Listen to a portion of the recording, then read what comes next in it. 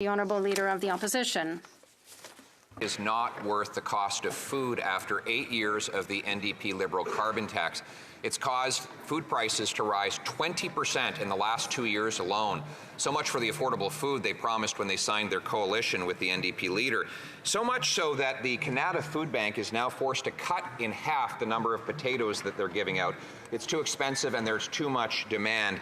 Instead of just telling those people who are eating half as much in Canada that things are great, why won't he follow our common sense plan to axe the tax?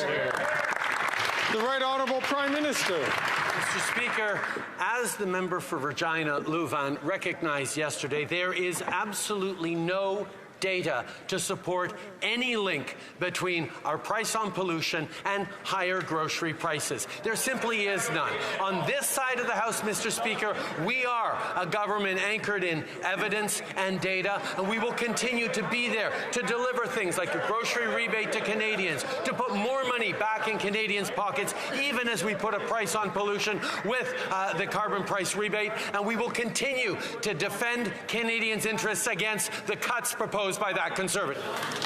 The Honourable Leader of the Opposition. He wants to know the link between the carbon tax and the food price. Well, I'll help him out. So farmers use something called diesel.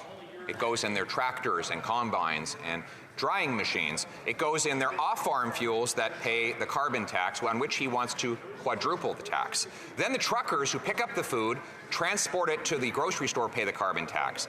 Then the grocer pays the carbon tax to power the heat in that big Olympic stadium-size chamber we call a grocery store. If he doesn't get the link, how is he ever going to fix the problem?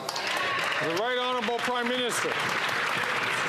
The problem with the story that the Leader of the Opposition just told is there's absolutely no data to support it. He is all about political attacks. He is all about inventing reasons to not take action on the fight against climate change because his Conservative Party still doesn't understand that you cannot have a plan for Canadians' future or the future of the economy if you don't have a plan to fight climate change. Not only are we fighting climate change, Mr. Speaker, we're putting more money back in the pockets of Canadians and building the economy of the future. The Honourable Leader of the Opposition. Mr. Speaker, speaking of no evidence, we actually filed an order paper question asking for proof that his carbon tax is reducing emissions, and it came back that there was no evidence. For 8 years in government, after years of raising the tax, they have no proof that it reduces emissions at all.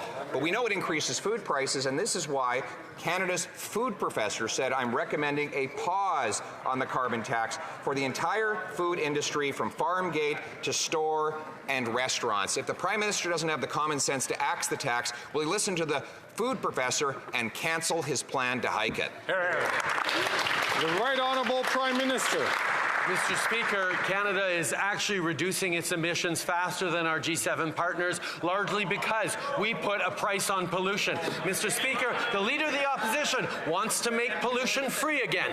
We do not think that is the right path for Canada. We know that investing in reduction of carbon emissions while putting more money back in Canadians' pockets, switching from home heating oil to heat pumps, moving forward in responsible ways as we're investing in supporting Canadians is the way to build a stronger future, but he proposes ideology, cuts, and fear tactics, Mr. Speaker.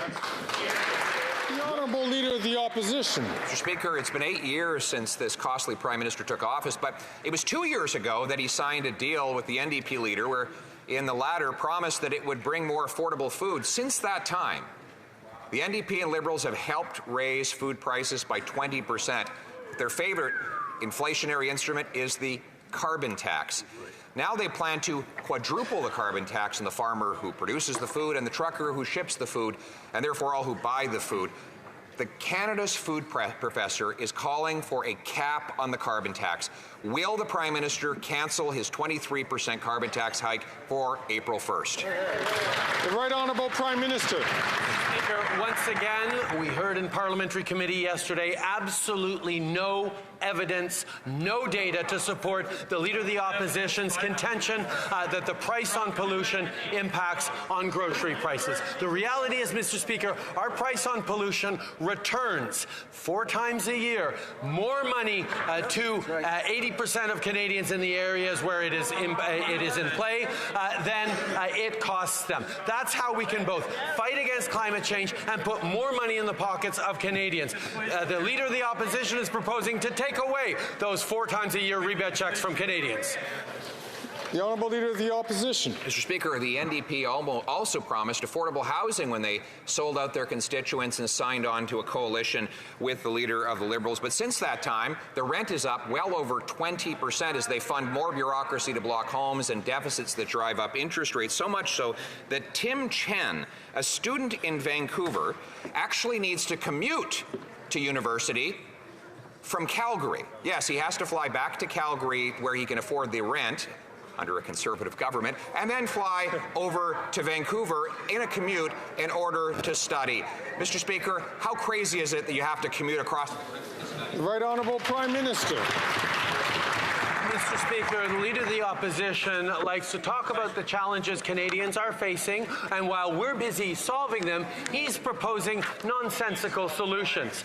Let's talk about the Conservative Leader's housing plan. It won't build homes fast enough, it doesn't reach enough cities, and it creates unnecessary bureaucracy. He'll also rip up our housing accelerator agreements, which are unlocking 500,000 new homes, and he'd put the GST back on apartment construction. Housing experts like Mike Moffat say his plan is exceptional weak, and a sign that, quote, the Conservatives don't understand the scale of the housing crisis. We'll take no less. The Honourable Leader of the Opposition. Mr. Speaker, the results speak for themselves. When I was the housing minister, rent was $950. It's now over $2,000. When I was the housing minister, the average mortgage payment on a newly purchased home was $1,400. It's now over $3,500. And my common sense plan would require cities permit 15% more home building as a condition of getting federal money, require they build housing around transit stations rather than having empty fields there, and sell off 6,000 federal buildings and thousands of acres of federal land to build.